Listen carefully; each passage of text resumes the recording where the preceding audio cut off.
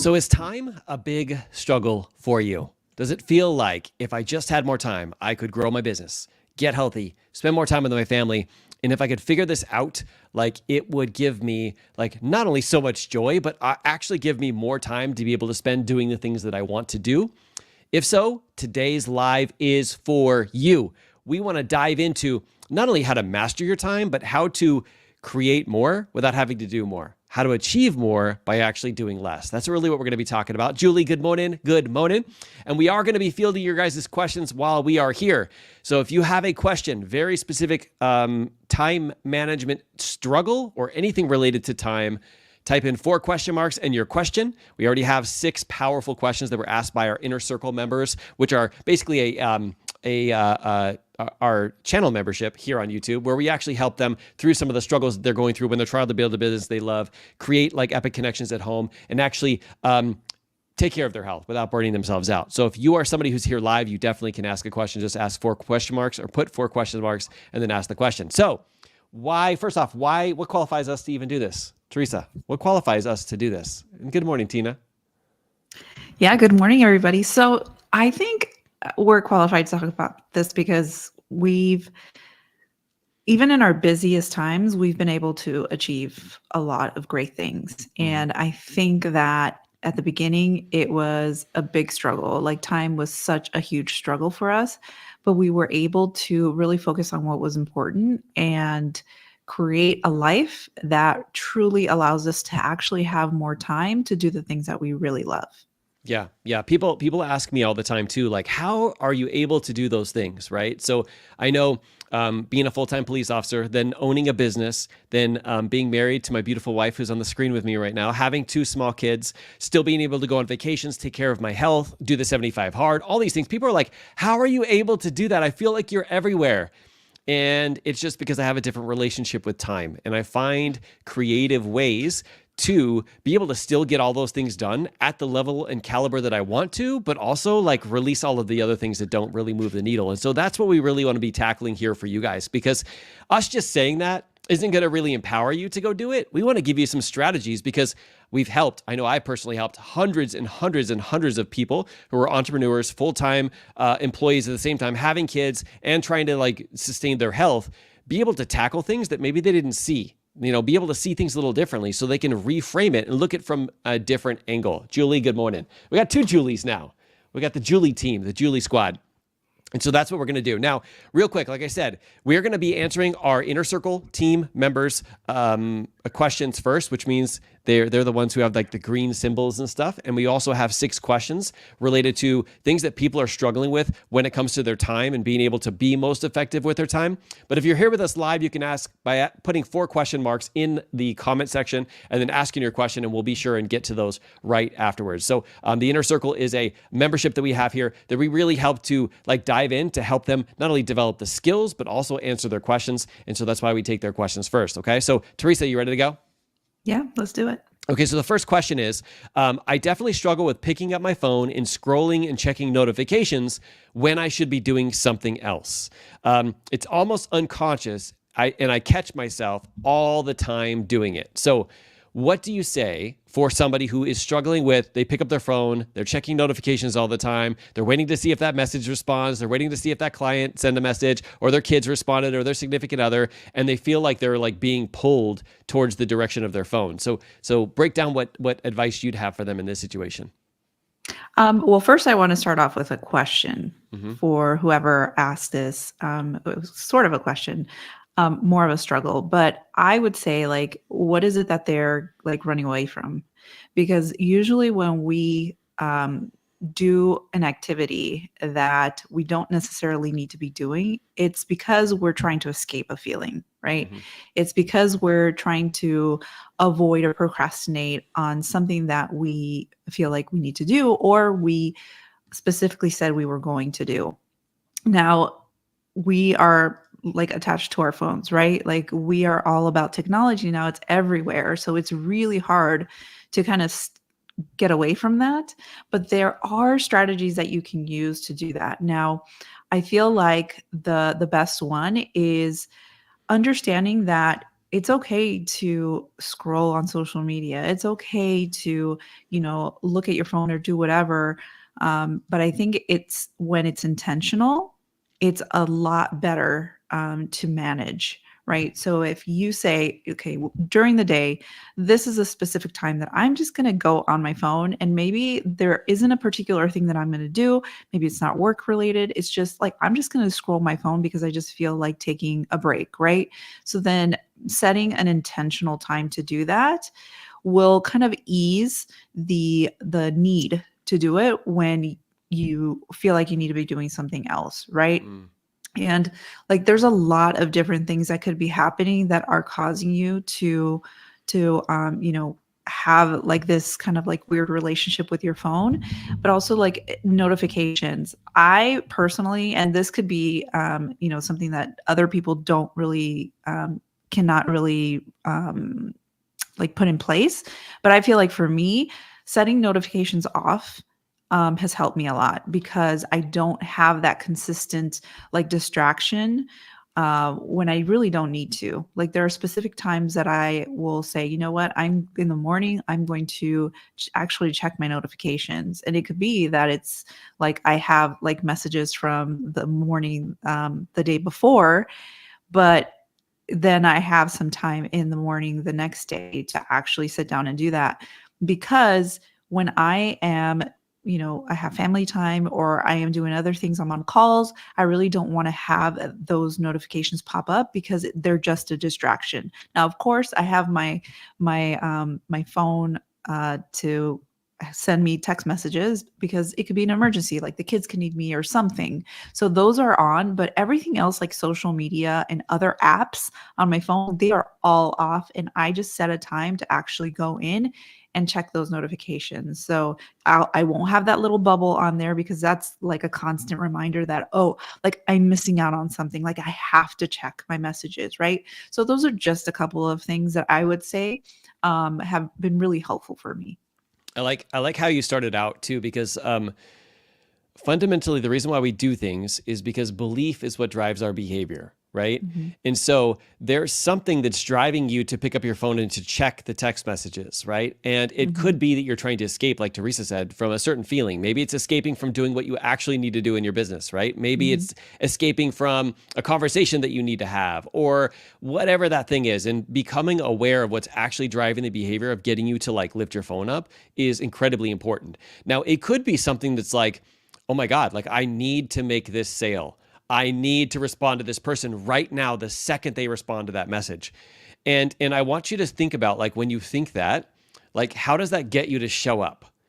Like, what kind of energy do you give through the message when you're like, oh my God, I need to respond the second that somebody says something, or I'm not going to like get them as a client. And when you have that kind of energy, you kind of feel like a little salesy, a little pushy. And I'm going to be honest, like if I send a message to someone about buying in their program and they immediately reply back to me, I'm like, what are they doing? Just sitting there and waiting? Obviously, they're not busy enough to actually be able to go out and have enough clients, right? So maybe it's like a pushback on me of like, maybe I don't want to work with this person. So think about like what is actually driving your behavior. All right. So I really like that idea, Teresa. And you gave him an idea about like shutting down notifications and whatnot. And there's like always different strategies you could use. You could use like the do not disturb, right? You can say my work hours are between this time and this time. Don't allow any of these apps to notify me, but allow Mhm. these apps to notify me because it's business time. Maybe you are on Facebook during business time, and so that allows that notification, but doesn't allow all the other things like emails or other things that could get in your way, right? You can start fine tuning that if that's totally controlling you, and if it is, it's okay. It's just a matter of this is trying to teach you something, right? So I really like that answer. Okay, number Yeah, and two. I think that Go ahead. before like actually putting some of these strategies in place, like how we started, right? It was the question of like what is it that is driving your behavior? So Mhm. identifying them, becoming aware of that, then when you implement the strategies, they'll actually work and you'll stick to it because you Yeah. kind of gotten down to the root of what's going on. 100%. 100%. Okay. Number two is how do you prioritize when everything really is important and needs to get done on a deadline? You want me to take that one or you want to take it? Yeah. Hmm. No, because and here's the thing, like what's funny is like when you say that everything needs to get done, that is not a true story. That is not a story that fuels us to actually go out and do what we want to do. That's one of those beliefs of like everything has to be done that creates, I don't know about you guys, but in me, it creates overwhelm. What do we do when we're overwhelmed? Nothing. Or we just do the bare minimum, or we put crap out there and like we're wondering why like people aren't responding, right? And so when we have this thought that everything has to be done right now, this very second, or the world's going to come to an end, all of that is false news. That's just a belief that we have in our brain, but it's not the truth. The truth is that something is more important than the other things. What is that? And then jump in and do it. Like when you look at this grand scheme of like, I have all of these things that I have going on, right? We can think about like, okay, what could I do better next time? Like, what can I do so I don't schedule so much? What can I do that I, learn from this? And that's cool for after. But in the moment, you've got to ask yourself, how can I be most effective right now? And this is like the prioritize and execute by like, Extreme Ownership by Jocko Willink and Leif Babin. He's like, pick the one thing that is the most important and do it. And if your brain tries to convince you that all of them are important, know that if you pick none of them, you won't do any of them. But if you pick just one, you go all in, you put your energy and your effort fully into that, you're going to complete it, and then you move on to the next thing. That is the best case scenario.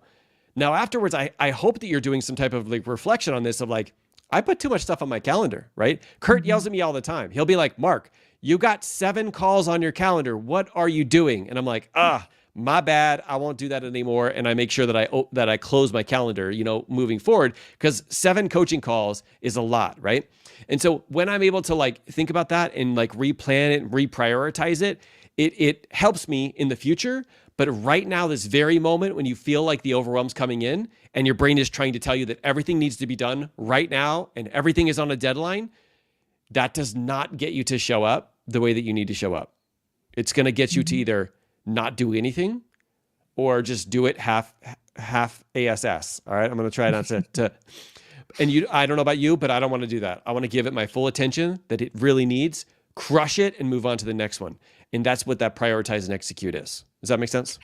Yeah. And I think, that kind of like a follow-up question to that, because I get this sometimes, is like, well, what if I can't prioritize? Like, because you kind of look at some of the things that you're doing and you're like, I just can't do it. And sometimes people will get in their head about like, what is the most important? And then they see everything. They're like, but everything is important, right? So like, what would you say to someone like that?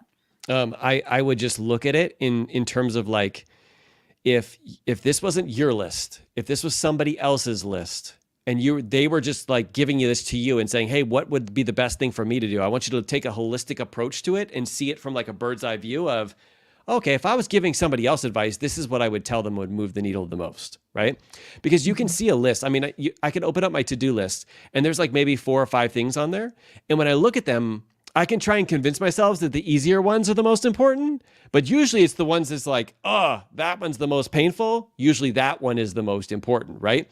And honestly, like, as long as you don't choose none, you're still going to be moving forward, right? I mean, even if we choose the wrong one, we're still going to be moving forward better than just choosing none, or try to say, like Julie said, overwhelm comes in. You're like, okay, let me go to social media, or some of our clients do this. Let me go clean the house. They have the cleanest house whenever there's actual work that needs to get done and they feel overwhelmed. They release this, they close their laptop, turn off their cell phone, and they go clean their house. And that is a version of like a buffering. You're running from that feeling, right? But instead asking yourself, okay, I know you're trying to trick me and say this is all important. What's the most important? What moves the needle the most right now towards my goals? And I'm going to get in, I'm going to execute it, and I'm going to take the next step, right? And then, of course, we can always ask for help, right? So thankful I have Teresa, I have Kurt, I have Nais, I have Sneha, I have Aaron. So I can be like, hey, guys, I kind of like messed up. Can you guys go do this? And that's the power of a team, is for them to be able to get, jump in and help me. But I also know Teresa is willing to help me in any situation that I kind of like get myself into. So even asking for help, right? If you're like, no, Mark, every single one of these needs to get done before 1 o'clock today, the world's going to come to an end, then it's time to outsource, time to find some people to be able to help you out. All right. Yeah. All right, cool. Sorry. I didn't even have any pre-workout today, which is weird because I got a little bit more energy today. Okay. Number 3, and this person had an example. They said, how do you get past the hurdles of prioritizing what needs to be done, especially when you know or have most of the tools already to schedule your time accordingly? For example, I know I need a tracker of some sort. I know I need to block out time chunks on my calendar to perform the tasks. And I know I need to keep some sort of journal, and I'll do that for a few days. But then my brain goes squirrel, and I can't seem to get that, past the 2 to 3 week duration of being consistently doing those things. So what happens when you know what you should do with your time, but you're not doing it? Is kind of the question. I'll leave that one to you. Yeah. And I think from what I see here is maybe it's just kind of like an all or nothing mentality. So it's, hey, I'm going to do all of these different things. And then you're gung ho and you have some motivation at the beginning. And then like, you get overwhelmed or it gets boring or something happens where you can't keep up with it. And then you're just like, well, I'm not going to do anything. Right. So it's kind of like the same thing that we were talking about earlier. Is just like, just pick one. Right. So if you find, let's say you do want to put a tracker together, you do want to do all of those things, and you feel like you start off with some momentum and then it starts to wean down, then you look at, okay, well, what's most important, right? Maybe I'm not going to do this particular thing because this is kind of like adding too much to my plate, but let me keep up with one habit, right? Because when you keep up with the momentum, then you can start to add on some more things. The momentum is probably the most important thing, right? Because once you stop the momentum, it's really hard to get back on. So as long as you can keep up with like the smallest task, I mean, it's all about small steps, right? That's how we kind of get to the bigger things. So I would say that it's just about like not having that all or nothing mentality and just sticking to at least one thing, because it's about those habits, about continuing those habits, even if it's just one. I like it. So I'm going to go performance coach on you guys for a minute. Okay.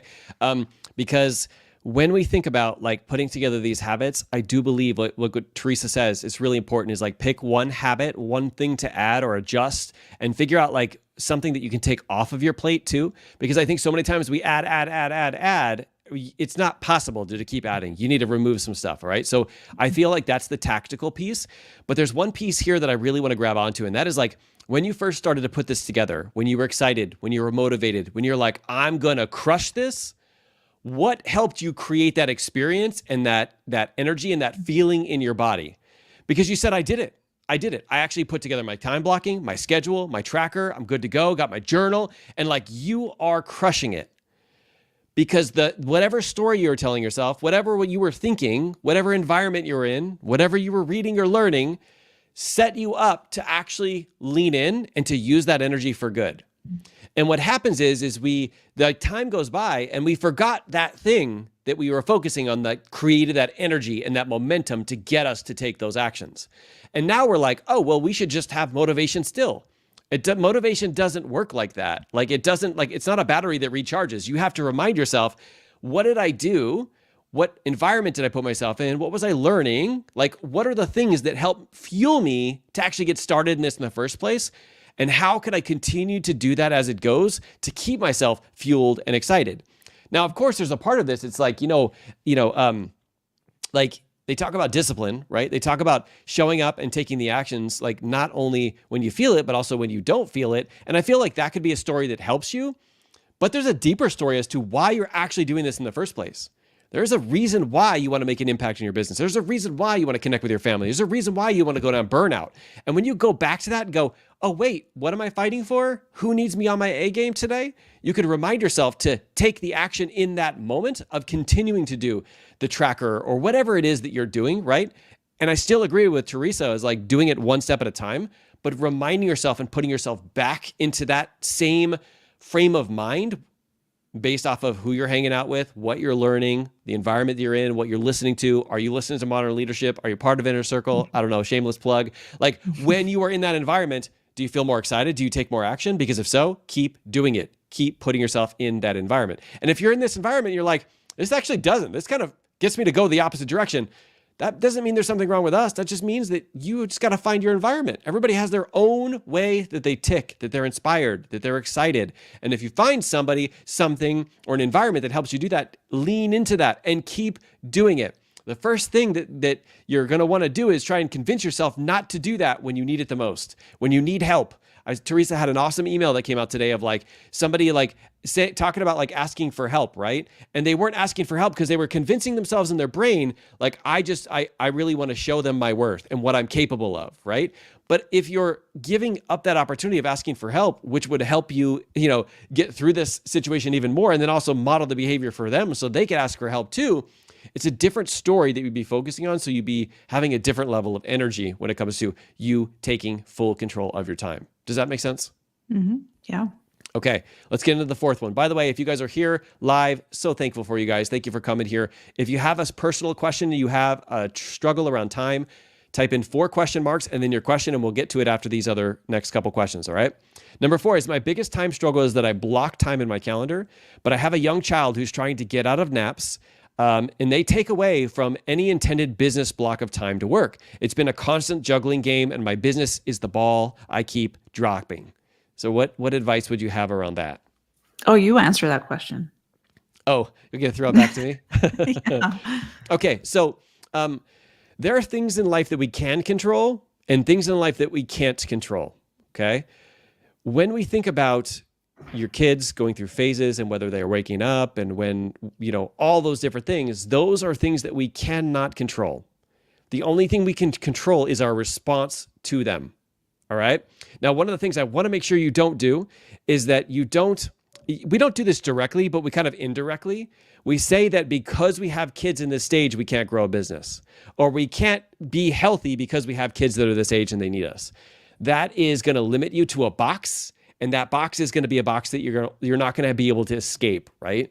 And so when you think about, like, even asking this question is proof that you want to find an answer, right? Because you're like, I'm struggling with this. How can I get out of it? First is to open your mind to like, okay, what can I control versus what can't I control? So if you're saying that your daughter is trying to, sleeping through nap time and trying to figure that piece out, that means that part of your day may not be 100% under your control. But there might be another time. You might be able to move it to earlier or to later or just a different situation. Or maybe you just say, like, I'm going to do it in pockets of time throughout the day, and you find like pockets of time for somebody to come in to help you, or ask somebody to come over and be with the baby. I know for us, it's a little different of a situation. We have a brand new puppy, and you probably heard him already in this live stream. But like, one of the things we will do is we'll figure out like, okay, like, can we get somebody else to come watch him? Can one of the kids watch him? And so there's infinite number of ways and different solutions to this, as long as you're like, how can I control the things I can control? So if you can't control the time he goes to sleep or wakes up or any of those pieces, then ask yourself, what piece of it can you control? Can you, like you said, get some help, move it to a different time frame, have a nanny, or do whatever so that you can spend that time with your business. But also, I also want to ask you, like, when you do spend time in your business and you do have that time that's your downtime, how much better do you show up for your baby when it's mom and baby time? Because if we are constantly feeling like we have lost all control of our lives, we probably aren't showing up as the best versions of us.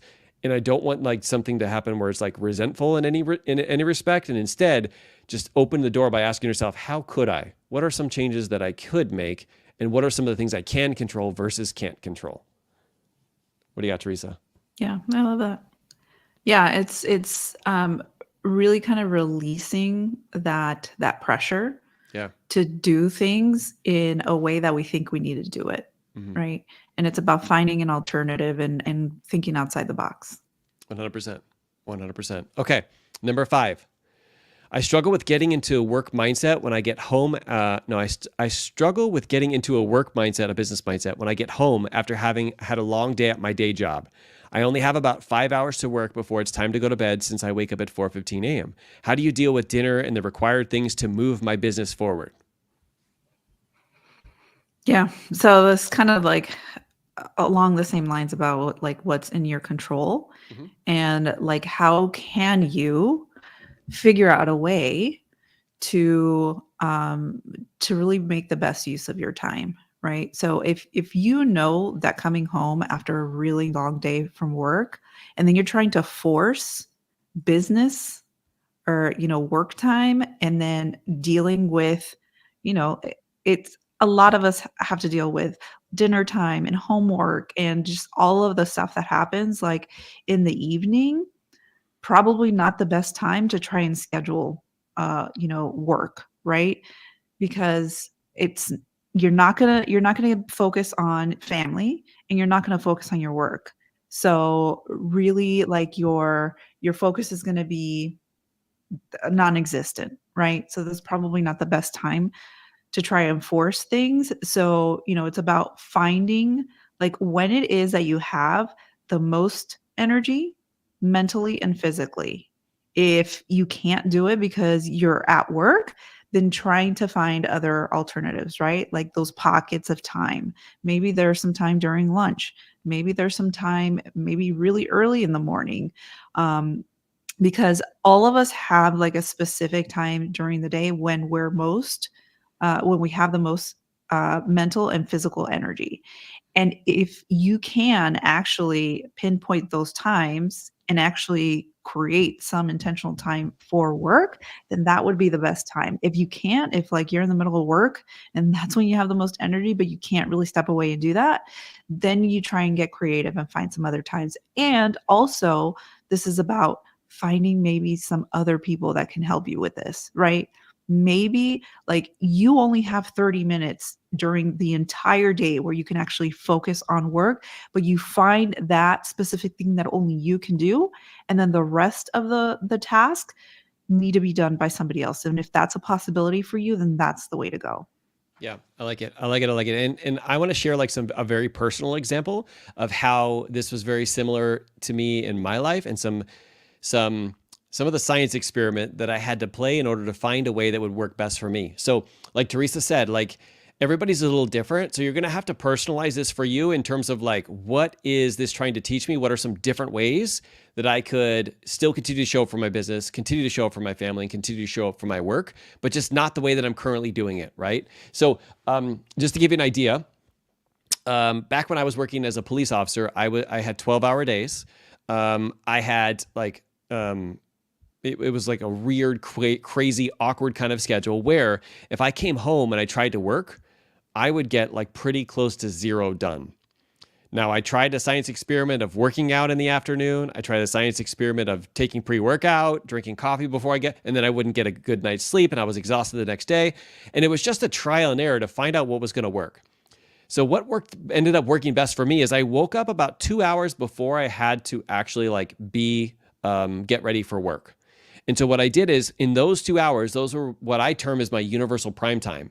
That's where in 2 hours, I can get done what most people take 2 days to get done. I don't know why, but like you get me in the morning at like 3 or 4 in the morning and like no kids, no puppy, no anything. Like I could literally write all the emails, all the posts, all the videos, like do my entire schedule because that's where I really thrive. Not saying you thrive this way. I'm saying this is where I thrive.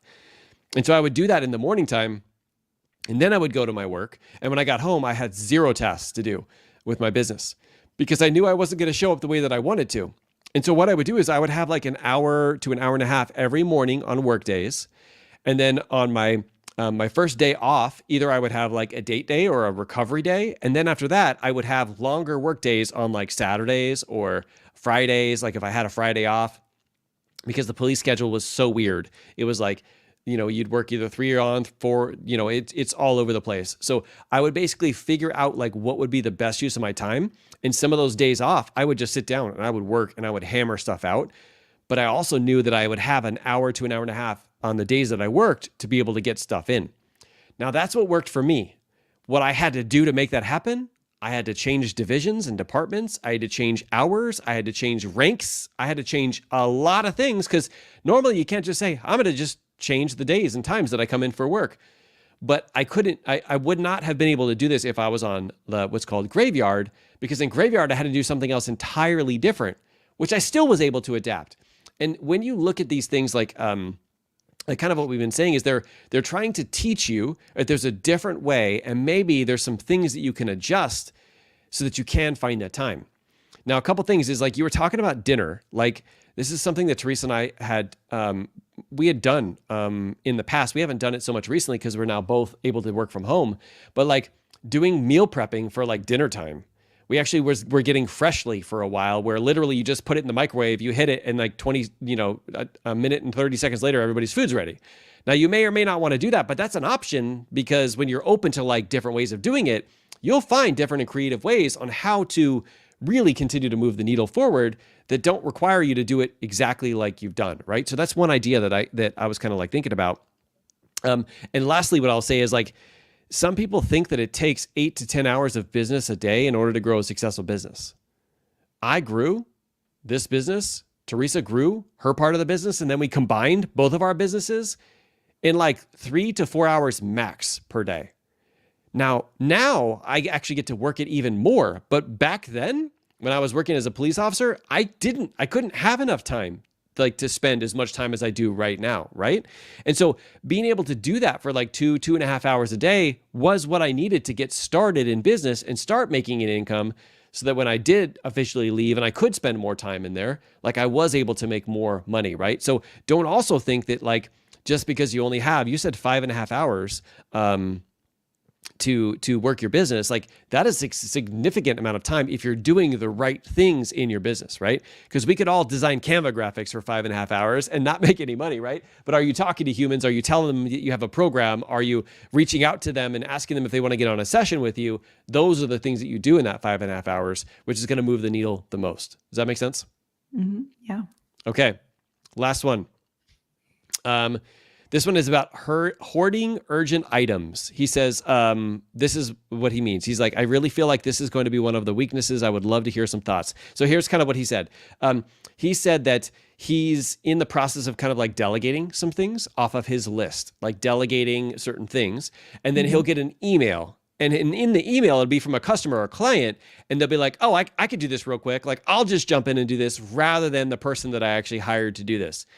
And he said that he sees this being a problem because he always jumps in and he always does those things. And before you know it, he doesn't have any time and he doesn't have any energy to work on the business. He's instead working in the business. So he said he'd like to hear some thoughts about how we deal with it. So what comes up for you? Yeah, well, he's already identified it as a weakness. So obviously that means that it's causing him some trouble, right? Because something comes to you doesn't necessarily mean that you have to do it right now or that you have to do it at all, right? So it's about identifying your priorities again.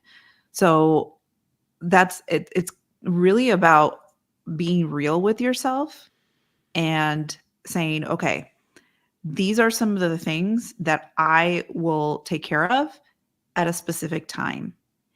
And then if something comes up, whether if it's urgent or not, I have to decide whether or not that is something that is appropriate for right now, because the alternative or the result of this will be that I'm not going to do what I scheduled to do. And it can just be kind of like this domino effect, right? So this is obviously a problem for him. So he needs to sit down and identify and set boundaries, right? Because I mean, even something that we talked about earlier about like the notifications and everything like that, maybe if he's finding that things pop up and he's like, oh, I'm just going to take care of this, then he needs to remove that as a distraction. So if it's an email that's popping up, maybe when he's busy doing something, then he needs to shut off the email, like just completely close it and then go back and see when it's time to read emails, that's when you read emails. So like this idea that you have to constantly be available for things, is just putting out fires. And then it's just being available. And then you're setting the expectation for people that you're always going to get something done. So they're always going to give you things to do. They're always going to send you those urgent emails. And then it's just this perpetual thing. So it's about setting boundaries and about prioritizing.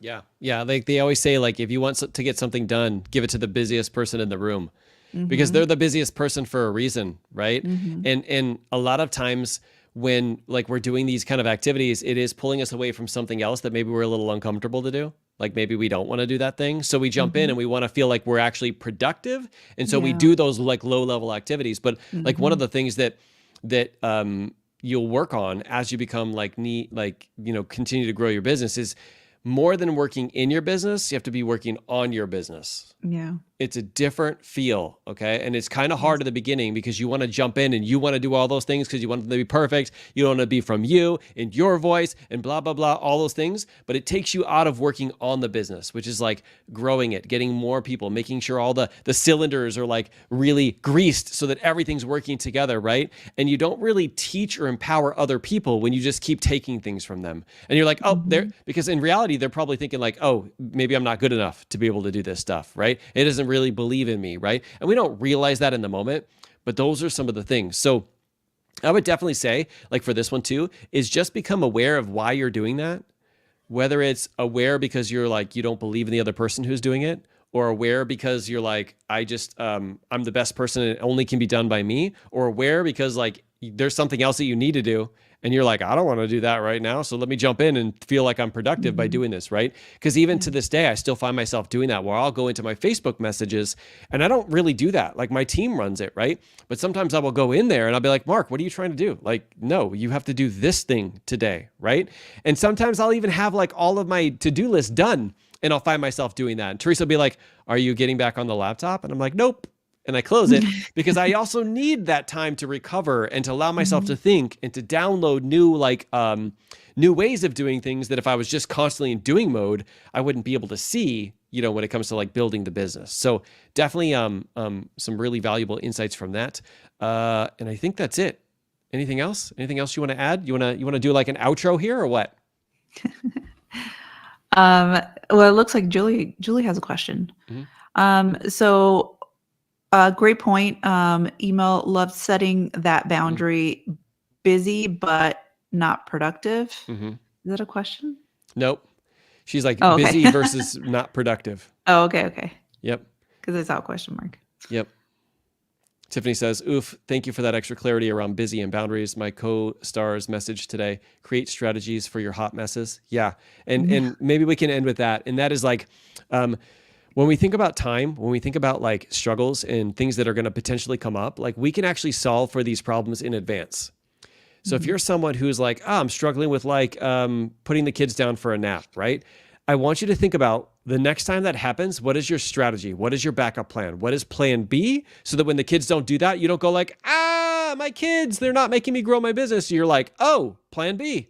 Oh, plan B didn't work. Oh, plan C.